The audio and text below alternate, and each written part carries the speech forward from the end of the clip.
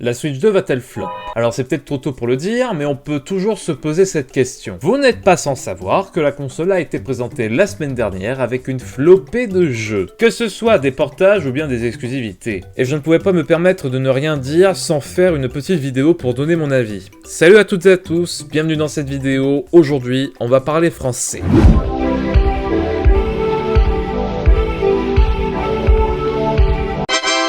S'il y a bien une console qui me hype ces derniers temps, c'est bien la Switch 2. Ça fait longtemps qu'on l'attend, et autant dire que lorsque le Nintendo Direct de la semaine dernière a eu lieu, j'étais très impatient de savoir ce que Nintendo préparait. Outre le fait que Mario Kart World me hype un peu, le reste m'a laissé sur ma faim. Alors certes, on va pas juger un livre à sa couverture, mais très sincèrement, je relève plusieurs points. Déjà, la console propose une flopée de portages, ça on s'y attendait, mais par contre, pour une bonne partie d'entre eux, les graphismes semblent être en deçà de ce que devrait fournir la Switch 2 en termes de graphisme. Ensuite, la console se dote d'un chat vocal. Alors juste pour info, Discord existe. Ensuite, Nintendo va nous proposer des mises à jour cross-gen pour la plupart de ses titres phares, notamment Zelda Breath of the Wild et TOTK. Le hic, ce sont des mises à jour payantes. J'ai pas le souvenir d'avoir vu ça ailleurs au moment de la sortie des PS5 et des Xbox Series. Enfin, le prix de la console. Alors je sais, il s'agit du prix maximum conseillé, mais tout de même, 470 €, c'est très cher payé pour ce que c'est. Et je parle même pas de Mario Kart World à 90 € en support physique. J'espère tellement que les magasins feront un jet commercial, c'est terrible. Bon, malgré ses points noirs, la console semble tout de même très sympa. Elle corrige pas mal de défauts de la génération précédente et on peut le saluer. Parmi ses défauts, des meilleurs graphismes, ça c'est sûr, même si on les a pas trop vus pour le moment, mais j'espère qu'on les verra à l'avenir. Du HDR, de la 4K en mode dock, du 120 FPS, du 1080p sur la tablette, etc., etc.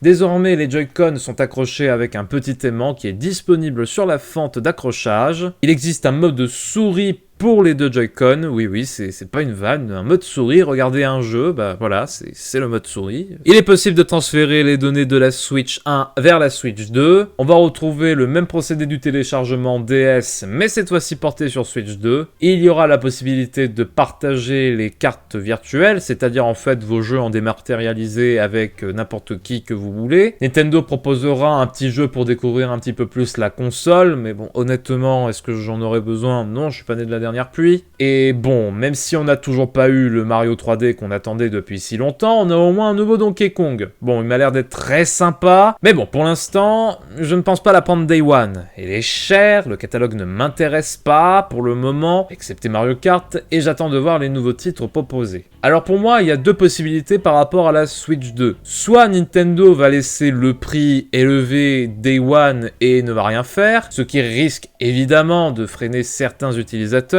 Soit Nintendo va baisser les prix au bout de quelques mois parce qu'ils vont s'apercevoir que de toute façon 470 € c'est beaucoup trop cher pour une console portable comme celle de Nintendo. Console portable qui bien entendu se branche à la télé, mais enfin tout de même faut pas déconner. Je me rappelle qu'à l'époque de la 3DS ils avaient baissé exprès le prix de cette console quelques mois après sa sortie parce que justement la 3DS ne se vendait pas assez. Et c'est ce qui a tué un petit peu la Wii U parce qu'elle était trop chère pour ce qu'elle était et bah du coup bah personne l'achetait tout simplement. Enfin bref, je pense avoir tout dit. Très honnêtement, je pense que cette console, elle a encore beaucoup de potentiel à nous montrer. Est-ce qu'on peut dire que ça va être un flop? Je ne pense pas, mais il va falloir voir sur le long terme, à partir du 5 juin 2025. Par contre, il va falloir nous montrer le line-up de lancement, parce que franchement, que Mario Kart Tour en termes de line-up, plus d'autres titres éditeurs tiers, ça me semble un petit peu léger. Mais enfin bon, on va attendre tranquillement Nintendo pour ce qu'ils nous disent, et pour le moment, je vous souhaite de passer une très bonne journée. On se retrouve dans 15 jours pour une nouvelle vidéo. Salut!